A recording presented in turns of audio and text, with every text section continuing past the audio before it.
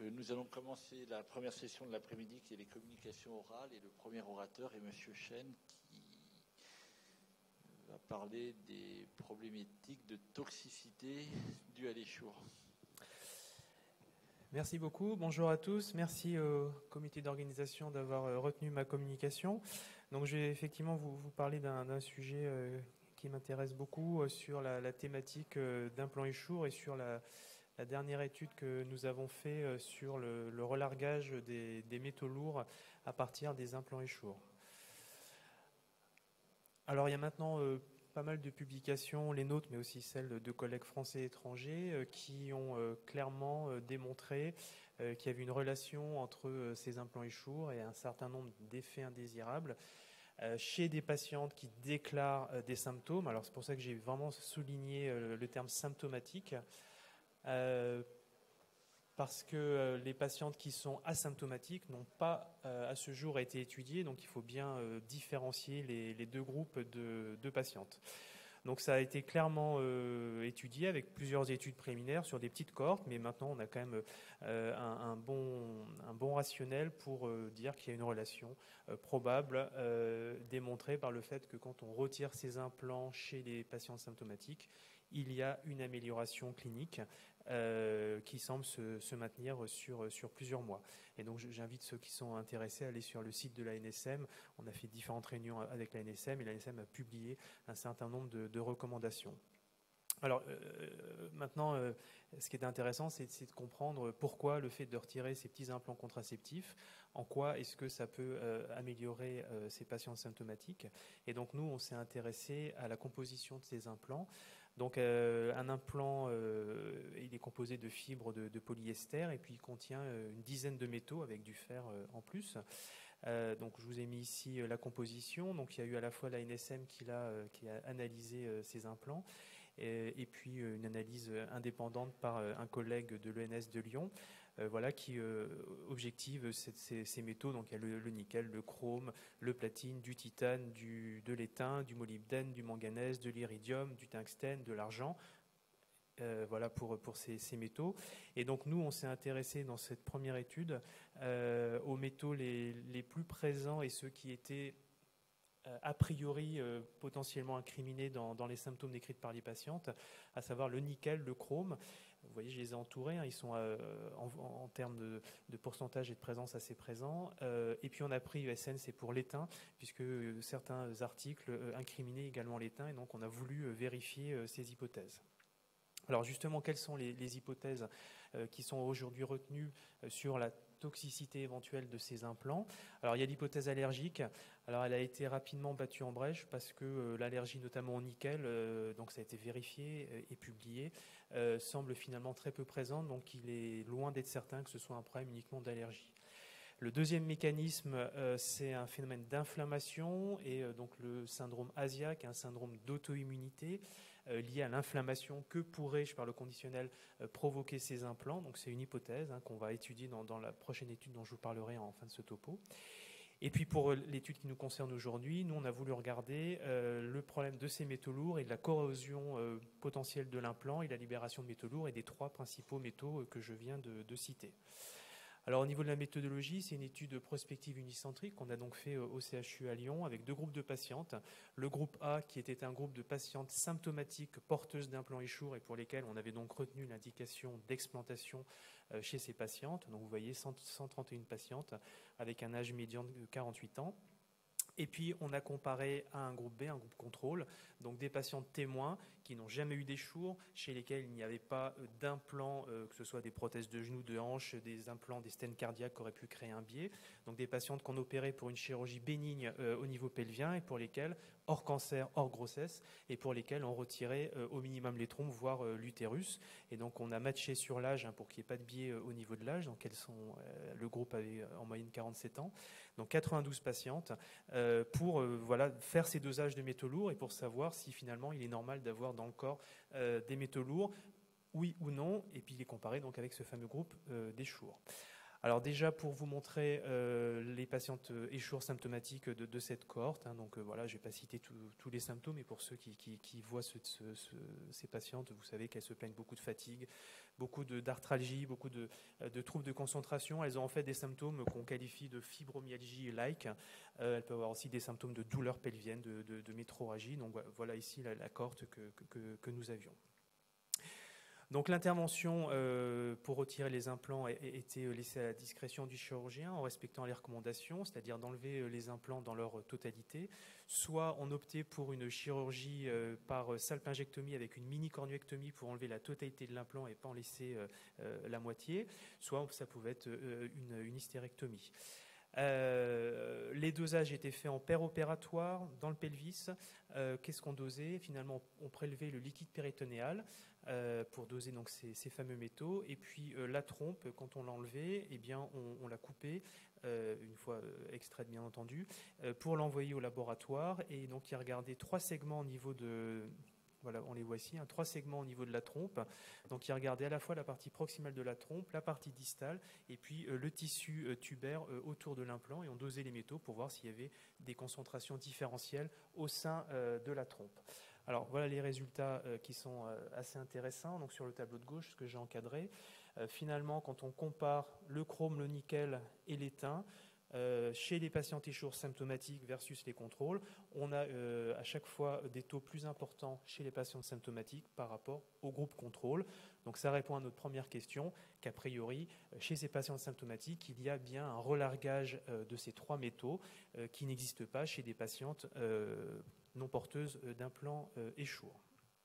On a ensuite regardé donc, au niveau des 3 parties de trompe, segment proximal, autour de l'échour, segment distal de la trompe, et vous voyez qu'il y a des résultats assez intéressants. Pour le chrome et pour le nickel, la concentration de métaux était la plus importante autour de l'échour, donc on avait une impression de diffusion assez locale.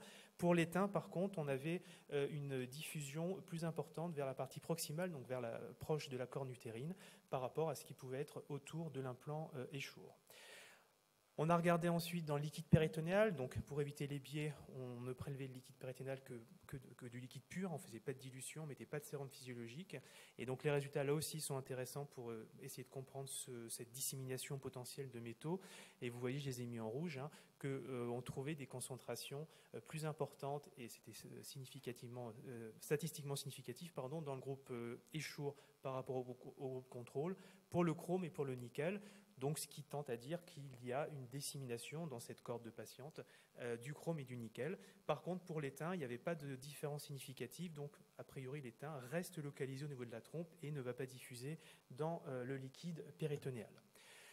On a ensuite voulu savoir au bout de combien de temps il pouvait y avoir ce relargage de métaux, puisque je vous rappelle que ces implants ont été en France autorisés de 2002 jusqu'à 2017. Depuis, c'est maintenant interdit, puis dans le monde entier, c'est interdit. Et donc, on a regardé, puisque là, c'était pas compliqué de demander aux patientes quand est-ce qu'on avait posé ces implants, et on a regardé les résultats en fonction du nombre d'années de portage de ces implants. Alors, on a des résultats assez intéressants, vous voyez, qui peuvent être différents en fonction des métaux. Donc, sur la trompe, on a l'impression qu'on va avoir un relargage du chrome jusqu'à 5 à 7 ans, puis après, ça tend à diminuer. Ça, c'est pour la partie proximale de la trompe. Au niveau de la partie distale, c'est plutôt dans les 3 premières années, puis une diminution lente ensuite. Pour le nickel, ça a tendance à augmenter jusqu'à 7 à 10 ans, puis après, ça va plafonner, puis diminuer pour la partie proximale. Pour la partie distale, c'est plutôt dans les premières années, après, ça diminue. Et pour l'étain, c'est vraiment dans les 3 premières années qui suivent la mise en place des implants qu'on a ce relargage d'étain au niveau local, et beaucoup moins dans les années qui suivent. On a regardé dans le liquide péritonéal, donc pour chrome et nickel, puisque je vous rappelle que l'étain, a priori, ne diffuse pas dans le liquide péritonéal. Et on trouve quelque chose d'assez similaire, où le chrome et le nickel vont augmenter progressivement, puis ensuite, il y a un relargage qui semble diminuer. Alors finalement, on a publié les résultats. Pour ceux qui sont intéressés, vous pourrez tout à fait me contacter ou télécharger l'article qu'on peut trouver sur PubMed. Donc on pose finalement plus de questions que de réponses, parce que là, sur cette cohorte de patientes, on démontre qu'on a un relargage de métaux. La prochaine étape, c'est de savoir si ces métaux peuvent être responsables des symptômes décrits pour la patiente. Et donc c'est ce qu'on a voulu faire avec un PHRC qui a été accepté, qui va commencer en fin d'année, pour vraiment comprendre et avancer encore plus dans cette thématique d'implant échour. Donc ce PHRC, je vous en parle un petit peu parce qu'il est vraiment intéressant, puis il répond à un vrai objectif de santé publique.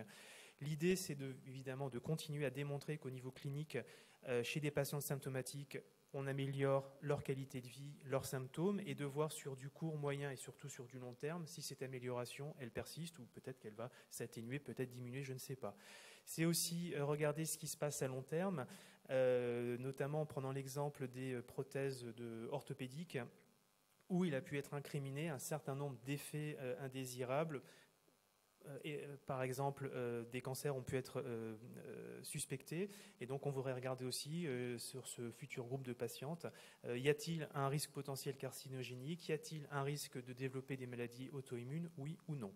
C'est vraiment une demande importante des patientes. Les associations sont, vous le savez, très, très présentes et insistent beaucoup pour que ce type d'études voit le jour, et je les remercie vraiment de nous avoir aidés et d'avoir poussé les différents responsables, ministères, ANSM, DGOS, DGS, pour nous aider dans cette voie. Alors, il y aura une grosse partie biologique dans cette étude. Donc, on va redoser ce qu'on a déjà fait, nos 3 métaux, mais là, on va tous les doser parce qu'évidemment, on ne sait pas est-ce que c'est un métal, 2 métaux, est-ce que c'est l'association de métaux qui pourrait expliquer les symptômes décrits par la patiente. Donc là, on va tous les doser. On fera donc des dosages pelviens, on fera des dosages sanguins, on fera des dosages au niveau des cheveux et des dosages au niveau urinaire. On va essayer d'explorer la deuxième hypothèse donc, de ce syndrome ASIA, de ces syndromes d'auto-immunité et d'inflammation. Donc, bon, il y aura toujours une analyse anapathe, mais surtout on va doser des micro-RNA. On va effectuer différents dosages, je les ai listés, profil lymphocytaire. On fera l'expression des ARNM de la voie d'inflammation avec la technologie NanoString qui est pas mal utilisée en cancérologie, pour voir un petit peu si cette hypothèse inflammatoire peut être acceptée ou si au contraire il faut la rejeter. On fera aussi sur un sous-groupe de patientes de cette étude une cartographie avec de l'imagerie fonctionnelle et notamment de l'IRM et du PET scanner fonctionnel pour voir ce qui se passe. Donc on regardera avant-après, donc avant explantation puis après explantation en faisant ces IRM fonctionnels pour voir ce qui se passe au niveau cérébral, et ça nous permettra peut-être d'apprécier et d'approcher la voie de la neuroinflammation. Et puis il y aura une dernière partie à cette étude qui nous intéresse nous chirurgiens, c'est l'étude de la biomécanique. Vous savez, si vous avez essayé d'enlever ces implants, qu'il ne faut pas tirer dessus sinon vous les cassez, vous en laissez la moitié, la patiente n'est pas contente, il y a des risques de procès derrière, il faut réopérer les patientes bien souvent. Et donc là on voudrait essayer de comprendre, donc une fois qu'on a enlevé les implants, on les enverra également dans un service de biomécanique pour voir justement jusqu'où on peut tirer dessus, comment est-ce qu'on peut limiter le risque de fracture de l'implant, quelle est la résistance thermique de ces implants aux coagulations qu'on peut effectuer, puisqu'encore une fois, si vous opérez ces patientes, il est clairement démontré qu'il faut les opérer une seule fois et enlever l'implant en totalité, surtout pas fracturer l'implant et ne pas en laisser la moitié. Donc, comment on va faire pour ce PHRC? Donc, il y aura 2 groupes de patientes. Il y aura un groupe de patientes échour symptomatiques. Il y aura un groupe témoin. Que ça sera une chirurgie bénigne gynécologique. Alors, je suis d'accord qu'il y aura peut-être des questions. Il y a peut-être des biais, parce que ce n'est pas des patientes lambda, mais en même temps, je n'ai pas le droit d'opérer des patientes qui n'auraient pas de symptômes particuliers. En tout cas, on essaiera de les limiter. On les matchera sur l'âge. Bien sûr, ce groupe témoin n'aura pas d'échour, évidemment, sinon ce n'est pas des témoins, n'aura pas de prothèse orthopédique, n'aura pas de stent cardiaque, et on fera tous les dosages dont je vous ai parlé. On compte bien sûr sur la collaboration avec les associations. Vous savez que la HAS a émis des recommandations sur maintenant, il faut travailler avec les associations, c'est une bonne chose, avec ce label de patient expert. Et puis donc, on va travailler avec 10 CHU investigateurs. On a essayé de faire un maillage territorial. On a voulu que ce soit un projet purement académique pour qu'il n'y ait pas de conflit, limiter les conflits d'intérêts avec nos collègues du privé. Voilà, je remercie tous ceux qui vont participer. Vous avez ici les différents CHU. On a essayé de prendre vraiment les gens très, très impliqués dans ces explantations d'implants échour. On a calculé le nombre de patients. Il n'en faudra pas énormément, 200 patients échour symptomatiques, 200 témoins. Donc avec 10 CHU, on devrait pouvoir faire cette étude relativement rapidement. Donc c'est réellement un axe prioritaire qui est reconnu par le ministère. Ça concerne quand même près de 190 000 patientes. Alors il y en a un certain nombre qui ont déjà été explantées. On les estime à 30 000 patientes qui ont été explantées. Encore une fois, je je ne sais pas, et je ne parle pas des patientes asymptomatiques. Il aurait été intéressant de les inclure dans cette étude, mais ça pose un certain nombre de problèmes éthiques, raison pour laquelle, pour l'instant, on ne va pas étudier les patientes asymptomatiques. Le projet nous paraît réaliste, en tout cas, on va tout mettre en œuvre pour qu'il ait lieu. On aura, comme je vous l'ai dit, l'appui des associations de patientes qui sont très militantes et qui veulent vraiment qu'on avance pour essayer de comprendre cette problématique d'implant échour. Dans tous les cas, ce qu'on souhaite, c'est avant tout améliorer la qualité de vie de ces patientes, essayer de minorer, voire de supprimer leurs symptômes. C'est comprendre ce qui se passe. C'est avec tous les dosages biologiques qu'on va faire, c'est peut-être essayer de trouver des marqueurs d'intérêt pour savoir qui faut opérer, qui ne faut pas opérer. Est-ce qu'on doit suivre ces patientes? Est-ce que dans 10-15 ans, même si elles ont été opérées, est-ce qu'il faut faire d'autres choses ou pas? Donc il y a plein d'enjeux derrière tout ça. Et donc de vraiment surveiller ces patientes sur du long terme. Voilà, je vous remercie. Je peux répondre à vos questions si vous le souhaitez. Merci beaucoup, Gauthier. Des questions dans la salle? Merci, Gauthier. Je voulais savoir, est-ce que vous avez regardé si ces patientes ont, par des tests allergologiques, si elles ont une allergie au nickel, parce que c'est quand même assez fréquent, et est-ce qu'elles ne sont pas asymptomatiques parce qu'elles sont juste allergiques au nickel? Alors oui, parce que la plupart des patientes maintenant qui viennent, bien souvent, elles vont sur les sites internet, voir les associations, et puis les associations les conseillent pour leur dire il faut faire tel examen d'imagerie avant d'aller voir le chirurgien, il faut faire les tests allergologiques.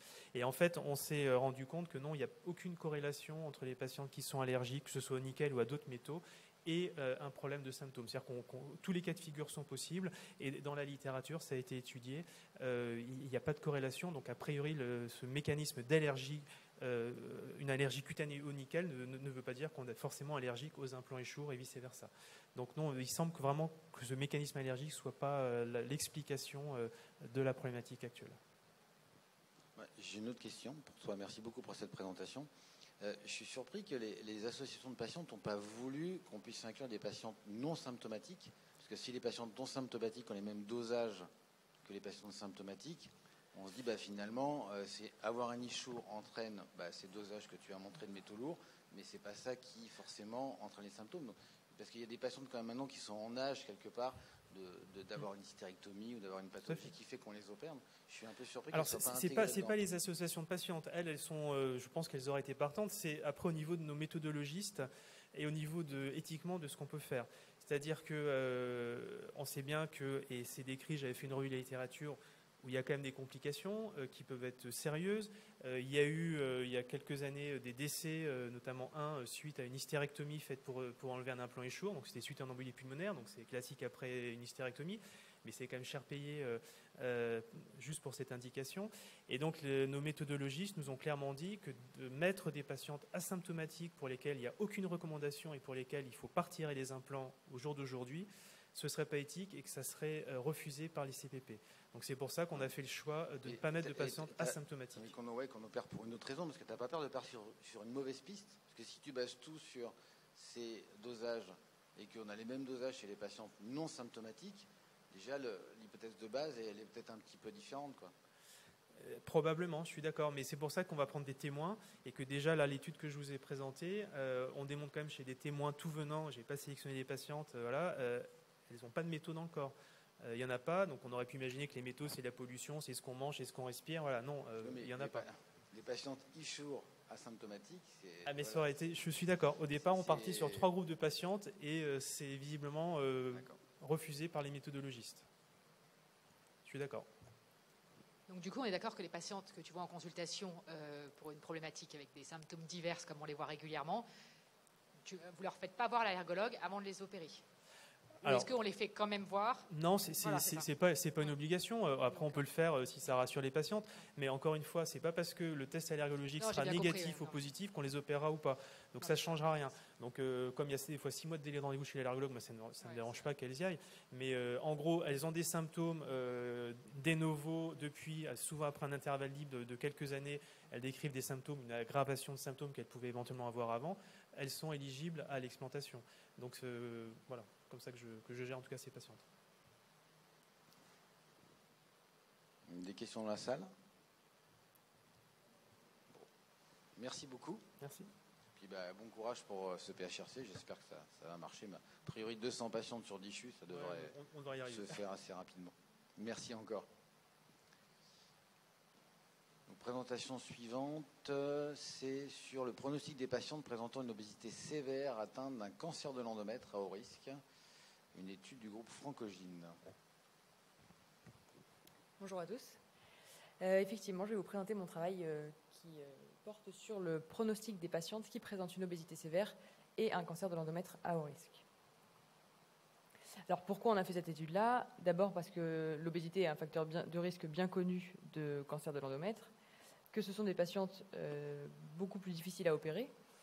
Et évidemment, dans le cancer de l'endomètre à haut risque, on a une chirurgie un peu plus poussée, entre autres avec des curages pelviens et lombo-aortiques, qui peut poser problème chez les patientes obèses sévères.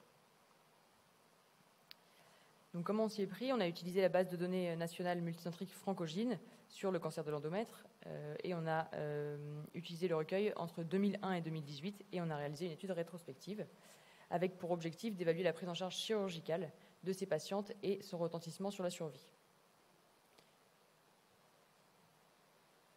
Nos critères de jugement, c'était donc le critère de jugement principal, l'application des recommandations quant à la stadification chirurgicale, et le critère de jugement secondaire, la survie globale et la survie sans progression. Nous avons donc inclus 270 patientes, 184 patientes dans le groupe BMI normal et 85 patientes obèses sévères. Notre population obèse était significativement plus jeune au diagnostic, avec plus de comorbidités, ça on s'y attendait. Plus d'HTA et de diabète en particulier.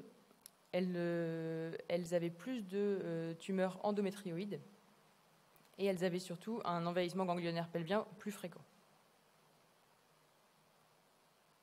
Pour ce qui est de la prise en charge chirurgicale, elles avaient moins d'exploration ganglionnaire, c'est-à-dire qu'elles avaient significativement moins de sentinelles pelviens et moins aussi de curage lombo-aortique. La voie d'abord était inchangée entre les deux groupes.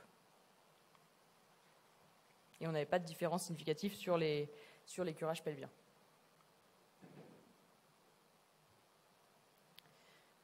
Pour ce qui est de la survie, là c'est la courbe de survie globale. Vous voyez bien que les deux courbes se superposent complètement. On a un P à 0,23. Il n'y a pas de différence significative sur la survie globale entre les deux groupes. Pour ce qui est de la survie sans récidive maintenant, on a un petit P à 0,19, donc pas de différence significative, mais on remarque quand même un infléchissement de la courbe autour de 2 ans pour le groupe obèse sévère, avec probablement une tendance quand même à une récidive plus précoce, sans qu'il y ait de différence significative. Donc on a des patientes obèses sévères qui sont plus jeunes au diagnostic, avec une tumeur plus avancée localement, qui n'ont pas de différence significative en termes de survie, même si on observe une tendance à une récidive plus précoce. Et ce que nous dit, ce qu'on retrouve dans la littérature, c'est des résultats assez similaires, entre autres sur le curage lombo-aortique, avec moins de curage lombo-aortique chez les obèses. Et ça, c'est expliqué de manière pratique par les difficultés opératoires, difficultés d'exposition et tolérance des patientes à la chirurgie. Pour ce qui est du ganglion sentinelle, alors nous, on a moins de ganglion sentinelle dans notre population. En revanche, il y a quand même des recommandations en 2021 qui tolèrent le ganglion sentinelle comme une alternative au curage. Et la littérature retrouve bien une bonne sensibilité du sentinelle dans le haut risque. Et il semblerait que l'obésité n'ait pas d'impact sur le plan pratique sur la réussite du GS. Pour ce qui est de la survie, en revanche, l'obésité, dans la littérature, les résultats sont assez unanimes.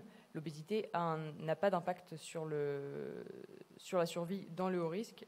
En revanche, l'absence de curage lombo-aortique a un franc impact sur la survie parce qu'il est montré qu'il améliore vraiment la survie globale et la survie sans récidive. Et c'est là où ce qui peut expliquer peut-être dans notre population une tendance à une récidive plus précoce.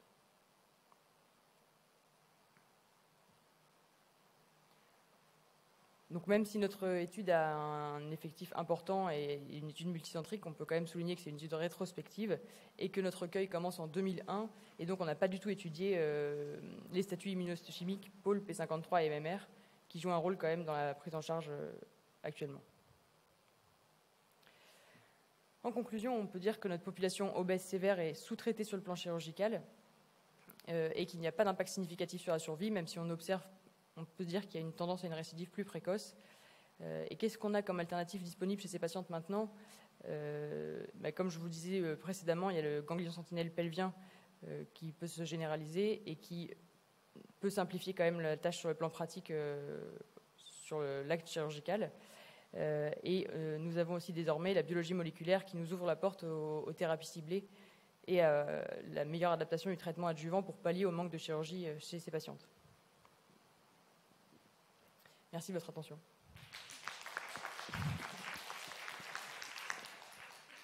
Merci de votre présentation. Sur le plan méthodologique, il y a quelque chose, je n'ai pas bien compris. Je suis allé vite. L'étude rétrospective, elle s'est arrêtée en 2018 ? Oui, on a pris le recueil, on a utilisé le recueil de 2001 à 2018. Donc à ce moment-là, on n'avait pas le droit de faire du sentinelle. Oui, mais elles en ont eu quand même. Elles en ont eu quand même. Elles en ont eu quand même, oui, c'était avant les recos, et en fait elles en ont eu quand même probablement par manque d'exposition, en se disant on fait quand même du sentinelle. Du coup, c'était quand même pas une stratégie qui était forcément unanime sur tous les dossiers qui ont été recueillis. Probablement pas. Parce que j'ai du mal à comprendre comment vous arrivez à la conclusion qu'on ne faisait pas trop de sentinelles à l'époque chez les obèses, sachant qu'on n'était pas vraiment recommandé, quoi. En fait, je l'observe surtout. J'observe qu'on fait moins de sentinelles chez ces patientes-là. En l'occurrence, ce qu'on a retrouvé aussi, c'est qu'elles avaient plus d'envahissement ganglionnaire pelvien. Et donc peut-être que c'est un biais dans cette population-là. Je ne suis pas sûre qu'on puisse conclure sur le fait qu'elles aient moins d'envahissement ganglionnaire pelvien sur cette date-là, de 2001 à 2018. En revanche, vu les recommandations et ce qu'on trouve dans la littérature maintenant, ce que je vous disais en discussion, c'est que effectivement, ça paraît plus adapté maintenant chez elles. Mais c'est toujours pour moi la grande difficulté de ces études rétrospectives anciennes, c'est que les recommandations changent et on ne peut pas partir du postulat qu'en 2021 on aurait fait comme ça pour traiter des patientes avant, quoi. Donc, c'est un recueil qui, en plus... La question du coup, c'est combien il y a de patientes dans votre étude qui ont eu des explorations ganglionnaires en rapport avec l'idée scientifique qu'on s'en faisait du moment, quoi. On ne peut pas le dire. J'en sais rien. Parce qu'en fait, notre recueil, oui, entre 2001 et 2018, les recommandations en plus ont changé entre-temps. Donc effectivement, c'est un gros biais. À l'époque, c'était quand il y avait une indication d'envahissement ganglionnaire, c'était un curage pelvien et lombo-aortique qui était recommandé. Il y avait une étude qui avait été faite par Jean-Luc Brun, qui était une étude de pratique qui montrait que globalement, sur le curage lombo-aortique, il n'était pas pratiqué une fois sur deux, je crois, dans les indications. Je dis ça de mémoire, mais ça peut faillir. Donc, ce qui serait quand même intéressant, c'est quelle est le décalage entre les patientes qui étaient traitées selon le référentiel du moment ou non. Et ça ne concerne pas que le ganglion sentinelle de mon point de vue. Je ne sais pas s'il y a des questions dans la salle.